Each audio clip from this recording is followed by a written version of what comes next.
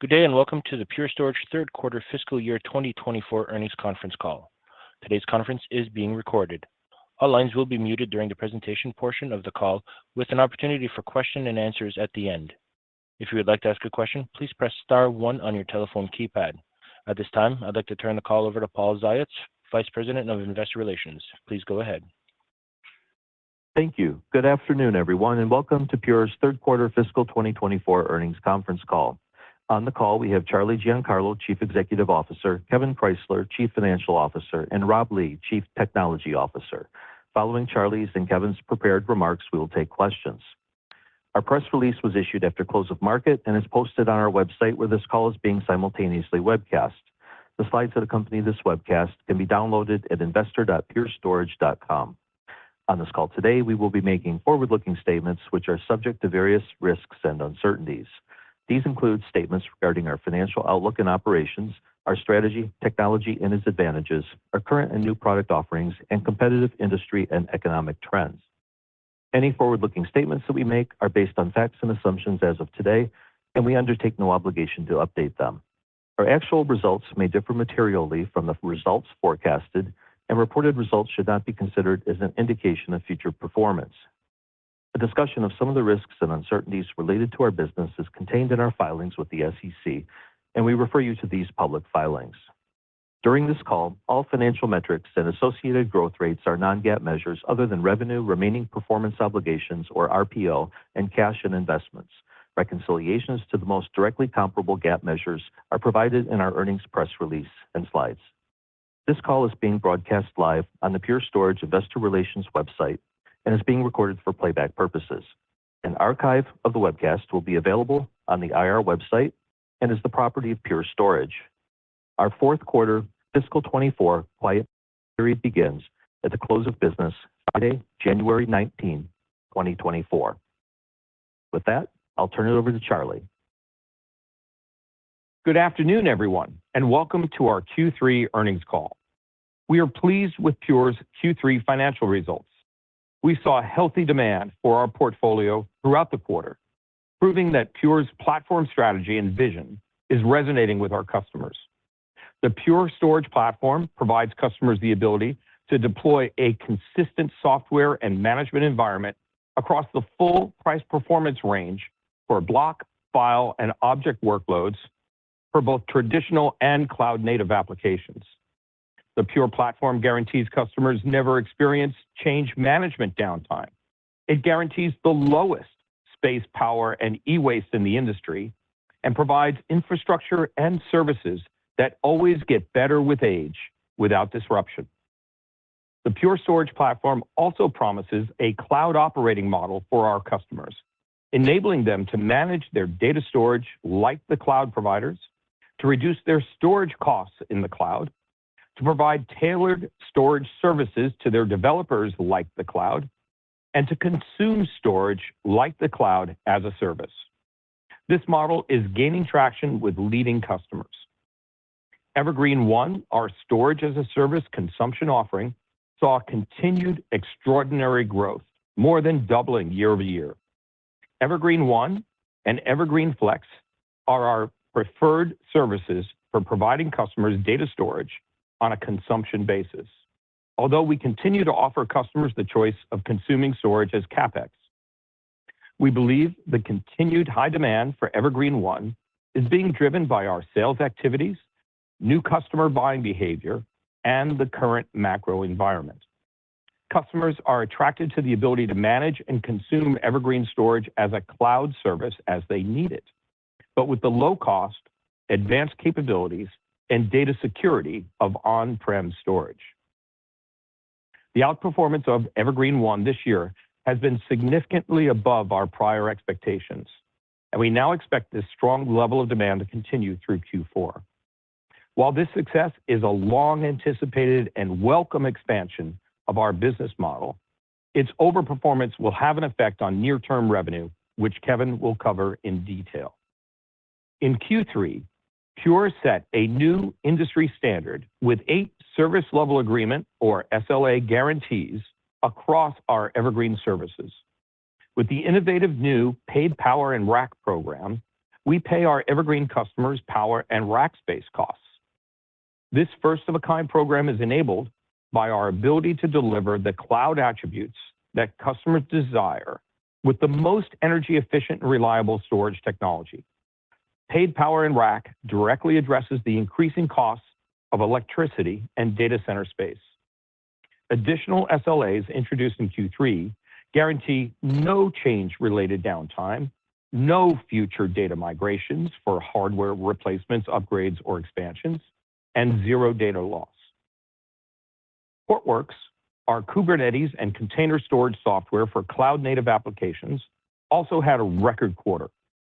Portworx was recently named a leader in the inaugural IDC MarketScape for container data management. We saw increased multi-year renewals from existing customers and new customers deploying the Portworx suite of products for multi-cloud databases, messaging, and logging systems. Portworx was also selected by a leading global retailer to provide a single integrated platform for their machine learning researchers and analysts, ensuring consistent models across multiple clouds. A large international government authority is supporting their artificial intelligence and machine learning environments with Portworx deployed in mission-critical cloud-based applications. Customer momentum in the field of artificial intelligence also continues for Pure, with a double-digit number of AI wins in the quarter across our portfolio.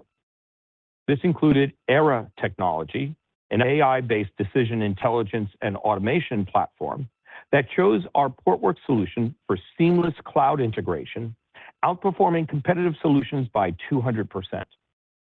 And Olympus adopted Pure's AI-ready infrastructure based on a FlashBlade and NVIDIA solution for a new AI development environment, ensuring performance and capacity for large-scale models to accelerate their success with transformative AI solutions. We remain our customers' preferred partner for AI deployments and have strengthened our innovation and leadership by earning NVIDIA BasePod certification. AIRI, our complete AI-ready infrastructure, built on the NVIDIA DGX BasePod reference architecture and the latest FlashBlade S storage platform, makes AI scaling and deployments faster and easier for our customers. We continue to see strong demand for FlashBlade E, and this month we announced the general availability of FlashArray E and shipped our first orders. This past quarter, we announced our latest Gartner accolade, a leader in the Magic Quadrant for distributed file systems and object storage, and it's now 3 years running. This marks the 10th successive year overall that our leadership has been acknowledged by Gartner in transforming the storage industry. The early success of our E family reinforces our belief that Flash is replacing disk, enlarging Pure's opportunity in enterprise and eventually cloud storage. In Q3, Pure scored another major win for new 5G infrastructure to be deployed in our fiscal 2025. Pure's continuing success in the 5G space is based on our superior performance, reliability, density, longevity, and advanced remote management capabilities. We are seeing strong early customer interest in our expanded partnership with Microsoft and the Pure Cloud Block Store integration with Azure VMware Solution, also known as AVS. Pure and Microsoft announced the public preview of this service this quarter. CBS and AVS are providing customers the opportunity to reduce their cloud storage spend by half or more, while providing them the advanced services that they experience with Pure's enterprise systems. Customers are also enthusiastic about managing their storage and data across data centers and clouds in a consistent hybrid environment. Despite the uncertainties of the current business environment, Pure's superior low total cost of ownership and Evergreen offerings are making a difference in this challenging IT economy. We are seeing a strong positive response to our position of having a consistent, unified Flash platform for all storage needs, from the data center to the cloud. This position is enabling us to compete for ever larger footprints in large enterprise accounts. This, coupled with the strong overall demand for our platform, gives me the confidence in our continued ability to take share and outpace the market. With that, I'll turn it over to Kevin for further commentary. Thank you, Charlie. We are pleased with our financial results this quarter. We delivered strong revenue and operating profit, both above our prior guidance for the quarter. Revenue was $763 million, up 13% year over year, and operating profit was $169 million. The macro spending environment remains relatively consistent to what we have seen throughout this year. However, demand for our solutions was robust throughout Q3. Our business strategy continues to focus on transitioning our offerings for our customers to consumption and subscription services. These types of offerings provide more value to our customers, which is resonating as customer demand for our consumption and subscription-based offerings across our Evergreen portfolio, especially Evergreen//One and Portworx, is very strong. We achieved another quarter of record sales of our FlashBlade portfolio, including FlashBlade//E, which has quickly grown to become a meaningful portion of our FlashBlade business since becoming generally available in late April. We are also seeing customers consuming our FlashBlade technology, including FlashBlade//E, as a service, leveraging our Evergreen//One storage as a service offering. Our operating profit of $169 million in Q3 exceeded expectations. Our differentiated flash management technology, powered by Purity software operating natively with raw flash, continues to be a key driver of our strong product and subscription gross margins. As we mentioned last quarter, the majority of our capacity shipped is based on QLC raw flash. Remaining performance obligations, or RPO, was very strong and exceeds $2 billion, growing 30%. During Q3, we closed a large non-cancelable product order with a large telco customer totaling $41 million. That is included in the RPO balance at the end of Q3. Based on the timing of the shipment schedule for this order, product revenue is not expected until next year, which impacts our revenue outlook this year, which I'll discuss further in my remarks when updating annual guidance. When excluding both the non-cancelable product order from RPO in the current quarter and the outstanding commitment in Q3 of last year with one of our global system integrators, RPO growth for our subscription services was also very strong at 29%. As we mentioned last quarter, the outstanding commitment with our global system integrator was fully satisfied during Q1 of this year.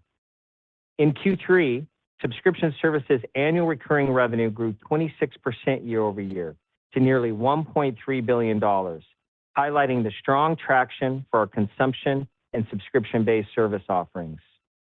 As we have mentioned previously, closed Evergreen//One contracts where the effective service date has not started are excluded from the subscription services ARR calculation. Including closed Evergreen//One contracts where the service date has not yet started, subscription services ARR was also strong, growing 27%. Subscription services revenue of $310 million comprised 41% of total revenue. U.S. revenue for Q3 was $536 million, and international revenue was $227 million. Our new customer acquisition grew sequentially as we acquired 353 new customers during the quarter.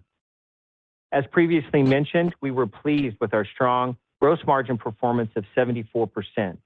Product gross margin was 73.1%, and subscription services gross margin was 75.4%. Our headcount increased slightly to approximately 5,500 employees at the end of the quarter. Pure's balance sheet and liquidity remains very strong, including $1.35 billion in cash and investments at the end of Q3. Cash flow from operations during the quarter was $158 million, and capital expenditures totaled $45 million. In Q2, we repurchased over 630,000 shares of stock, returning over $22 million to our shareholders. Consistent with our remarks last quarter, our share repurchases represent a lower level of repurchase activity as a result of the fixed trading parameters that were in place throughout the quarter. We have approximately $167 million remaining on our existing $250 million repurchase authorization. Now turning to our updated annual guidance for FY24. A key assumption used to derive our FY24 annual revenue guide at the beginning of the year was that the macro environment would not meaningfully improve or deteriorate throughout the year. This assumption is holding as the spending environment continues to be challenging. Though despite these challenges, we are seeing increasing demand in the second half of the year across our data storage platform, especially for our consumption and subscription service offerings. Although we expect the demand to increase for the second half of the year, there are two important factors that are impacting our annual revenue expectation this year, which we now expect to be $2.82 billion, growing 2.5%, and Q4 revenue is expected to be $782 million, declining 3.5%. First is the impact of our Evergreen//One storage as a service momentum, which will be discussed in more detail. And second is the impact of a $41 million non-cancelable product order with a telco customer that is not expected to be fulfilled until next year.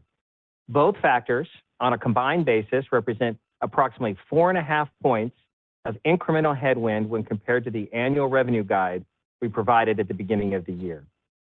We are very pleased with the momentum and growth of our Evergreen//One service offering, while appreciating that this momentum creates a short-term impact on revenue growth. Last quarter, we stated that sales of our Evergreen//One service offering was expected to create 1 to 2 points of headwind to the annual revenue guide we provided at the beginning of the year. Based on our Evergreen//One sales in Q3 and the opportunities in our seasonally largest quarter, Q4, we now expect that annual sales of our Evergreen//One and Evergreen//Flex offerings will more than double this year, reaching nearly $400 million, and expect the impact will now create 3 points of headwind to the annual guide we provided at the beginning of the year. When excluding the impacts of the increased shift to our Evergreen//One offering and a $41 million order with a telco customer, our annual revenue growth would have been 7% when compared against the annual revenue guide we provided at the beginning of the year. We expect that our consumption and subscription business models will drive improved long-term growth for Pure. As our subscription and consumption business continues to grow, we will provide additional business metrics that will help measure the health of our business. This includes translating growth rates of our subscription and consumption service offerings to a growth rate under our traditional model of a CapEx sale. Finally, we are increasing our annual operating margin guidance from 15.5% to 16%, driven by our continued operational discipline and gross margin strength. Q4 operating margin is expected to be approximately 19%. In closing, we are pleased with the strength and demand across our entire Pure Storage platform, including our expectation of more than doubling sales this year of our combined Evergreen//One, storage as a service, and Evergreen//Flex offerings. We could not be more excited with how our solutions resonate with our customers, delivering a consistent, non-disruptive operating and management environment, leveraging the most advanced flash technology. Our innovation across our storage platform also extends to our Evergreen business models, providing customers with increasing flexibility and business value. With that, I will turn it back to Paul for Q&A. Thanks, Kevin. Before we begin the Q&A session, I'll ask you to limit yourselves to one question consisting of one part so we can get to as many people as possible. If you have additional questions, we kindly ask that you please rejoin the queue, and we'll be happy to take those additional questions as time allows. Operator, let's get started. Thank you. If you would like to ask a question, please press star followed by 1 on your telephone keypad. If for any reason you would like to remove that question, please press star 1 again. And again, to ask a question, it's star 1. As a reminder, if you're using a speakerphone, please remember to pick up your handset before asking your question. We will pause here briefly as questions are registered.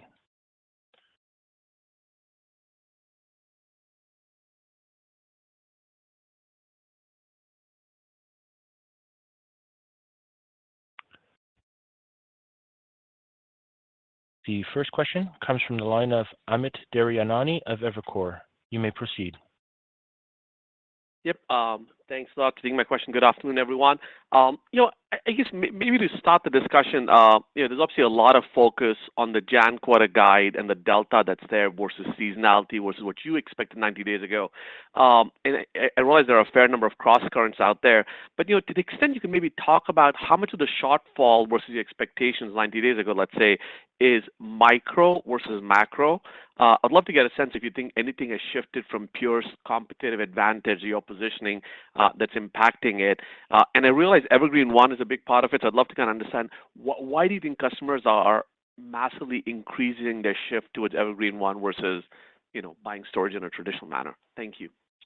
Yeah, thanks, Amit. Well, you nailed it, Amit. The shift to the consumption model has just continued to be very, very strong. And as you know, this is a model that we've been investing in for well over 5 years. It's one that we had staked a lot of our anticipation in and moving forward with, but this year has just been very strong. And one could say that it's the macro that has driven greater interest in a consumption model, I think for obvious reasons for the customer. But even more than that, we've invested in it heavily to make it not just a subscription and therefore a easier bite, if you will, for economically difficult times, but to make it a true cloud service where they manage it like the cloud. It is hands off. And now we're even paying for their power and rack space so that it's, other than the fact that it sits on their premise, it's a true cloud service. So the uptake in this, especially in these more difficult, challenging times, has been tremendous. So the two are tightly aligned. The macro overall certainly hasn't helped. A better macro would have lifted all boats, but really the change, as you put it, was driven primarily by the shift to subscription and consumption model. Yeah, thanks, Charlie. This is Kevin, and how you doing, Amit? If we take a step back and really look at the change in our annual guide as well as the impact to Q4, it really does come down to two key factors that we've described. One is what Charlie has highlighted, which is the strength and momentum of Evergreen One. And then the second, obviously, is the telco order that was all product that's having an impact on Q4 as well. Thank you, Amit. Next question, please. Your next question comes from the line of Aaron Rakers of Wells Fargo. You may proceed. Yeah, thanks for taking the question. Just to kind of build on, Amit's question there. I guess if I'm doing the math right, it looks like you're talking about, an impact of about $85 million from this higher Evergreen One, contribution. So I guess the question is what would have that number look like just actually 3 months ago, embedded in your expectation? And how do I think about, you threw out a number, $400 million. Is that $400 million of ARR contribution? Just help me understand what $400 million is and how fast this necessarily could grow into the next year. Just thinking about, incremental headwinds from this transition to this consumption model here as we move forward. Yep. How you doing, Aaron? This is Kevin. The $400 million is really our sales of Evergreen One and Evergreen Flex for the year. So think about that as a TCV of sales during the year. And then if we take a step back into exiting Q2 and going into Q3, we had talked about the fact that our annual guide range had contemplated strong growth. We were adding about another 1 to 2 points of headwind to that growth exiting Q2. And then with the strength that we've seen in Q3 on Evergreen One, as well as what we're seeing in terms of volume and opportunities in Q4, that headwind now has been increased to 3 points. So again, and your math is about right in terms of the effects in absolute dollars when in context to our annual revenue guide. And then tacking on to that, the telco order, which is having an impact as well. Thank you, Aaron. Next question, please. Next question comes from the line of Meta Marshall of Morgan Stanley. You may proceed. Great, thanks. Maybe a couple of questions. One, just on, any update on how you're seeing kind of probability of kind of Meta's order coming back at least sometime in the next fiscal year?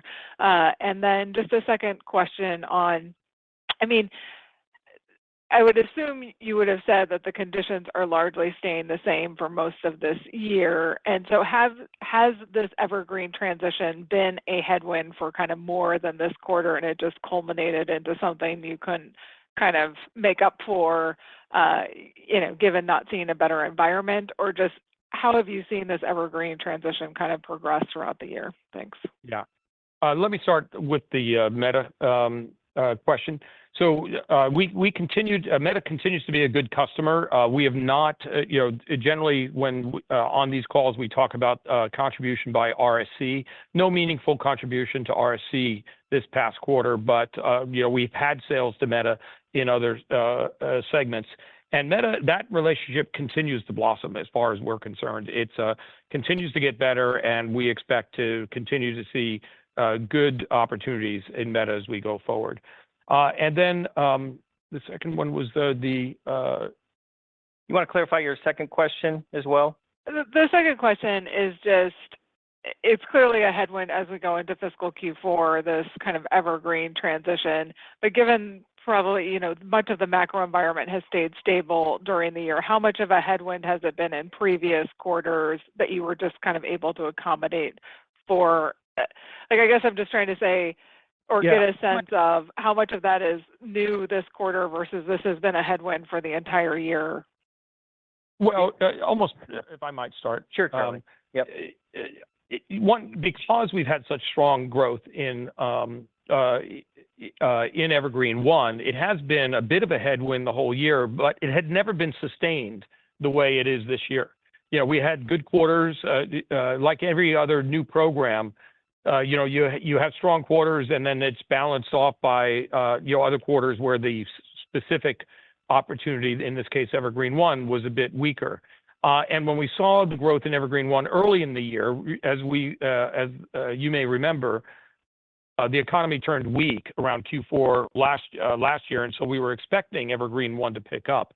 What's really different this time around is just the continued strength quarter over quarter, and visibility into Q4 now as well. The strength there. So yes, but it's becoming a more meaningful number now. Yeah, and if I would just to add on to that, to what Charlie was saying, it really is an accumulation of effects. So starting with our annual revenue guide that we provided, obviously there were two components that were key in that guide of mid to high single digits. One was contemplation of the macro environment, and second was we were considering momentum of Evergreen One when we came into the year. Now, exiting Q2, we added on 1 to 2 points of additional headwind as a result of what we were seeing both for Q1 and Q2 and our visibility to Q3. Now, Q3 outperformed even our raised expectations, and Q4 looks very strong as well. And so you do have the accumulation effect going on. But lastly, when we think about Q3, there was definitely more pressure on product revenue as a result of the momentum we were seeing with Evergreen One. And the sales team did a really nice job executing throughout the quarter. And part of this strong execution included accelerating fulfillment and probably of a subset of product orders that would have been expected to close in Q4. So there is an impact there as well, and hopefully that adds some additional color for you there. Thank you, Meta. Next question, please. The next question is from the line of Tim Long of Barclays. You may proceed. Thank you. Could we just talk a little bit more about the double-digit AI wins in the quarter? Maybe just give us a little more color there and, kind of how big these deals are coming out. Any, product portfolio that you have that's differentiated, that's winning there, kind of timing to see, some revenue recognition from these deals, that would be helpful. Thank you. Yeah, absolutely, Tim. This is Rob. I'll take that one. Certainly AI, inclusive of traditional AI and generative AI, is and continues to be a strong segment for us. But more importantly, what we've seen this quarter is a variety of AI wins, really across all of the areas of the AI-driven opportunity for us here at Pure. And that's, number one, certainly the training infrastructure environments. Number two, the inference and AI application environments, as well as number three, some of the broader data environments that are being connected to these AI workflows. And so if we look at the AI training infrastructure, look, this, we've been in the space for years, continues to be a strong area for us. As an example, this quarter, we had a large automaker expand their FlashBlade footprint, really driving their autonomous driving efforts. As well as, number two, we saw customers really deploying both our Portworx as well as our FlashArray solutions as part of their inference and AI application environments. And then thirdly, as we look at the opportunity around the broader data management and data preparation environments, these are equally important parts of AI deployments. And we saw some good wins in both of these in these areas as well, serving both customers' database and data preparation applications, as well as some of their bulk data repositories connected to these environments. And so if I net it out, continues to be a strong segment for us. And look, if we look at the opportunity in terms of both the GPU connected environments, but as well the larger data environments being driven by AI technology, we're well positioned across the entire portfolio to benefit from these deployments. Thank you, Tim. Next question, please. The next question comes from the line of Pinjalim Bora of JP Morgan. Your line is open. Hey guys, this is Noah on for Pendulum. Thanks for taking our question. I guess, how should we really think about fiscal year 2025, and what are really some of the puts and takes you can highlight there, especially when we think about the seasonality of the business, given all the moving parts going forward? Thank you. Yeah, thanks for the question. And really, we won't go into a lot of detail specific to next year. We want to navigate through our seasonally largest quarter, which is Q4. But I think two important things to take away that we're seeing. One is that demand has strengthened and is expected to strengthen through the first half, and that's a good sign for us. And second is the momentum on Evergreen//One and strength we're seeing for a variety of reasons that Charlie walked through. And so both those factors, will be in play in terms of how we think about next year.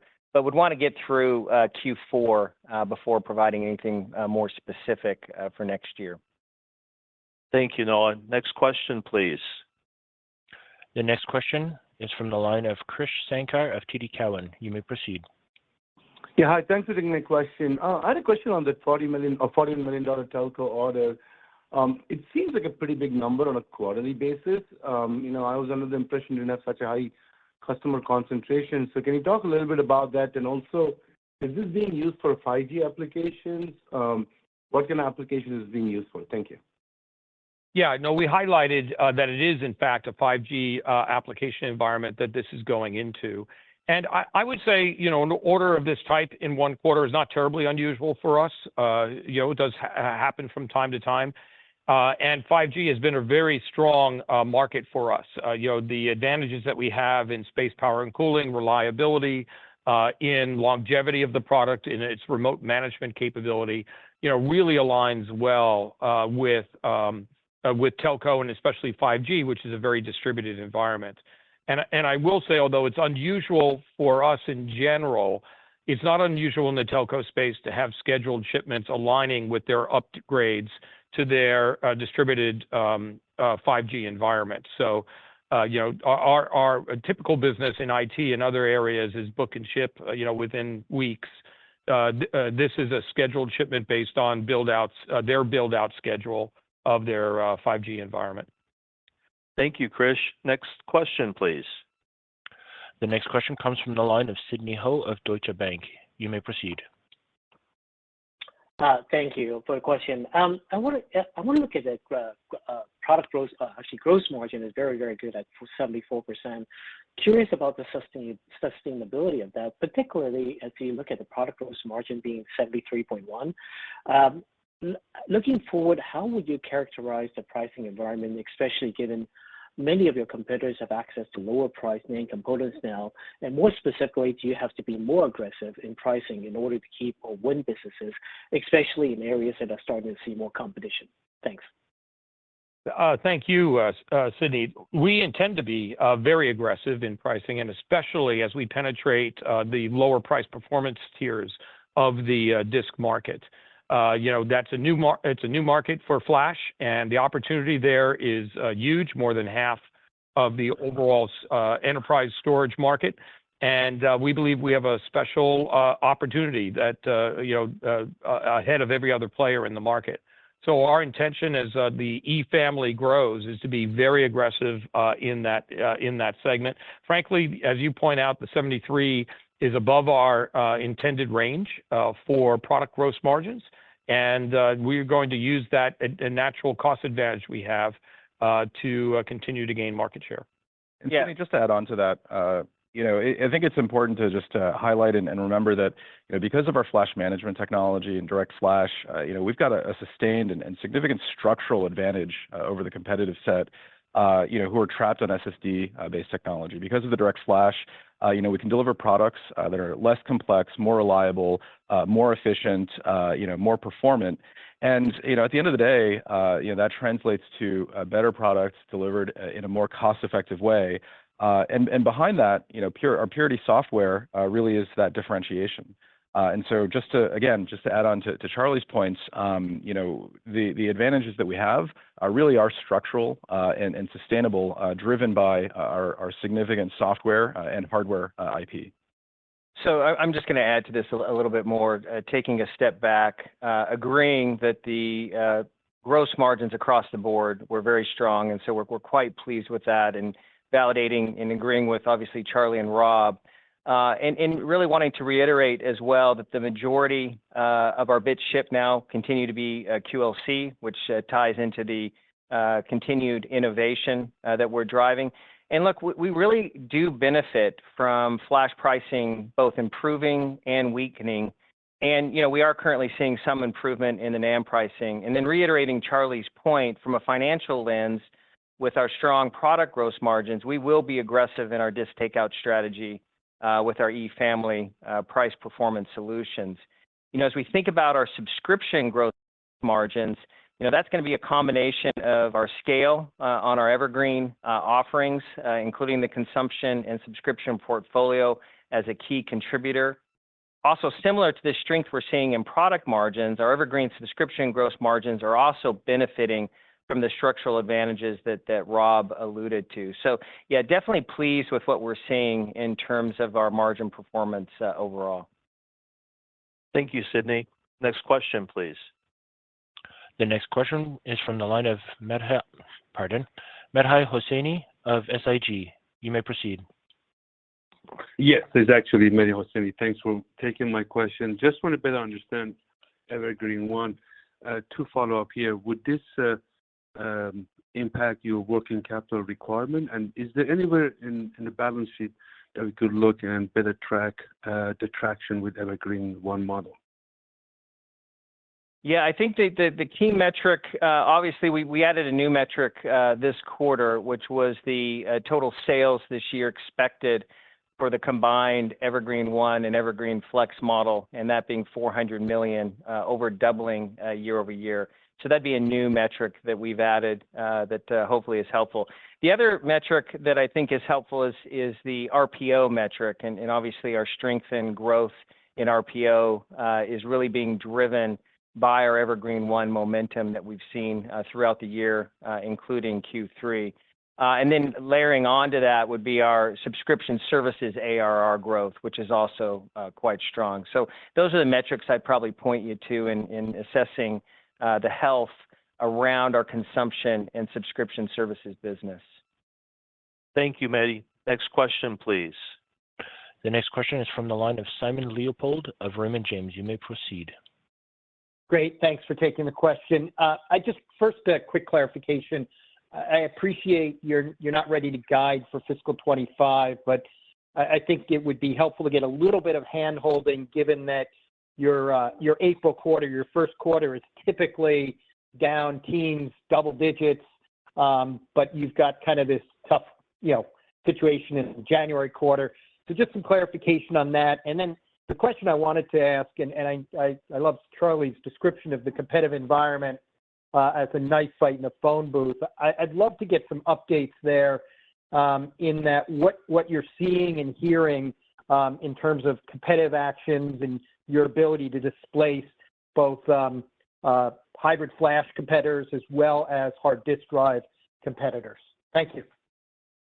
Yeah, I'll hit the discussion for next year again without providing a lot of details. But as you think about the setup for next year, it is critical for us to navigate through Q4 and our expectations through Q4. But this is really not, in my mind, a seasonal question. It's really about Evergreen One and the performance of Evergreen One. And if we take a step back and look at the Evergreen One momentum and the telco order, we should be, for this year at 7% growth. And so what we've seen on top of that and what we're seeing in the second half is strengthening demand. And I would hope to see that as we continue through Q4 and as we move into next year. So that would be a data point for consideration. We talked about 3 points on the annual guide against the annual guide of headwind for Evergreen One. Look, we're expecting momentum to continue on Evergreen One. We're actually thrilled that we're seeing an inflection point with our customers with that model. And so we'll have to provide more color for you as we move through Q4 specific to the Evergreen One momentum next year. Charlie? Yeah, in terms of selling and what the competitive situation looks like out in the field, I'd say it's as competitive as ever, perhaps a little less. Gross margins generally have been improving, so perhaps the pricing environment's been a little bit better. But I would say overall, the competition is as tough as ever, both in the channel and directly with customers overall. What I will say is, having perusing as we always do, our overall win rates and at bats, our overall win rates hold very steady against our competitors. So, but it is a tough environment without doubt. Thank you, Simon. Next question, please. The next question comes from the line of Nehal Chokshi of Northland Capital Markets. You may proceed. Yeah, thanks. Yeah, I want to double click here on slide 17. Your unbilled RPO, I've always sort of viewed that as a good proxy for your Evergreen One and Evergreen Flex sales. Is that true? And then I'll go from there. The change that would be rather. Nehal, that is true. And then I would add on to that specific for this quarter would be the telco order that we've been highlighting and discussing as well. Right. Okay. So the Q-over-Q change in unbilled RPO, $100 million, take out that $40 million for the telco order, then you're talking about $60 million. That's still a significant increase. And if I just simply do on a cumulative to year basis for this year relative to a year ago, that's more than a doubling on a year-over-year basis. So can you talk about the linearity that you're seeing in this acceleration in Evergreen Flex? Was there, relatively slow in the first 2 quarters and now an explosion in the third quarter, and then you expect some sort of normalization in the fourth quarter here? Yeah, and it's primarily Evergreen One, and we've talked about what we've seen this year is a cumulative build and momentum of Evergreen One. So, again, coming out of the year and developing our guide for the year, we had contemplated a really significant growth in Evergreen One. And again, as we navigated through Q1 and Q2, we saw that that growth rate was impacted a little bit more, 1 to 2 points against our annual guide. Now that we've been through Q3 and our visibility to Q4, now that's about 3 points incremental to what we had provided in our annual guide. So this has been a cumulative effect. And as Charlie has pointed out, really seeing an inflection point, in part, I think due to the macro, but I also think customers are really embracing the value of this business model as well. Thank you, Nehal. Next question, please. The next question comes from the line of Wamsi Mohan of Bank of America. You may proceed. Yes, thank you so much. I was wondering if you could maybe give us some update on how we should think about CapEx, given the increased momentum of of storage as a service? And where are you in terms of the build-out when you think about maybe this continued momentum of Evergreen//One? What sort of revenue level can the infrastructure that you currently have support? Thank you. Yeah, I don't think we'll see a lot of change in terms of how we're thinking about our CapEx. Obviously, we had higher CapEx as well this year due to the build-out of our headquarters. Obviously, we've got a significant amount of innovation from an R&D perspective, so we've got some CapEx requirements there. And really, the only other big CapEx requirement is supporting the momentum of Evergreen//One. And so that's how we would be thinking about it from a CapEx perspective. And then, obviously, you've got, a layering on in terms of the subscription services revenue effect coming on as a result of the ramping Evergreen//One sales that we're seeing. Thank you, Wamsi. Next question, please. Your next question comes from the line of Matt Sheerin of Stifel. You may proceed. Yes, thank you. So commentary from one of your competitors last night pointed to broader QLC-based adoption across the industry.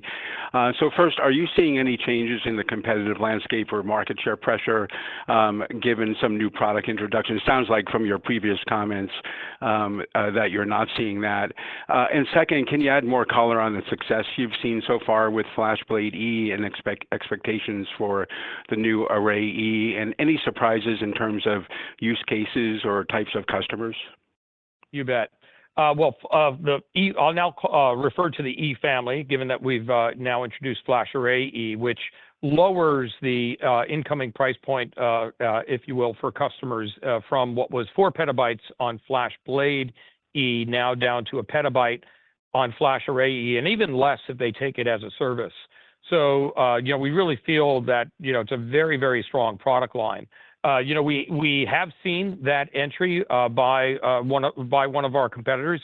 E comes in substantially below that. We really feel the the competitor's C offering is much closer to our C offering. So, we're several years ahead of that. The competitive environment for our E offering is still largely with disk. Disk, we say disk, but of course, disk comes in many flavors. And as we develop E further and further, we have to address all the different use cases that it's involved in, which, is what drives its growth. That growth is still the fastest growth of any new product that we've had here at the company. So we're very pleased with the growth, but it's still at the, we're only 2 full quarters in. So, we anticipate that'll be a much more meaningful part of our revenue next year. Thank you, Matt. Next question, please. The next question is from the line of Eric Martinuzzi of Lake Street. You may proceed. Yeah, curious to know how you feel about your sales capacity. This is typically when you're evaluating your coverage for the coming year. Are you planning on adding sales? The answer is yes. We believe our capacity is at the level that we had planned for. And we're planning, obviously, to grow. So we are adding to our sales force, have been throughout the year, but Q4 is a key time to bring in new players, and so we will be adding to our sales force. Thank you, Eric. We have one more question. So this next question will be the last question. The next question is a follow-up question from the line of Krish Sankar of TD Cowen. You may proceed. Yeah, hi. Thanks for taking my follow-up. I just wanted to follow up on the Evergreen//One. What kind of time frame are these, are these contracts? For example, just to make it simple, you said there's a 3 percentage point headwind for your FY24 outlook.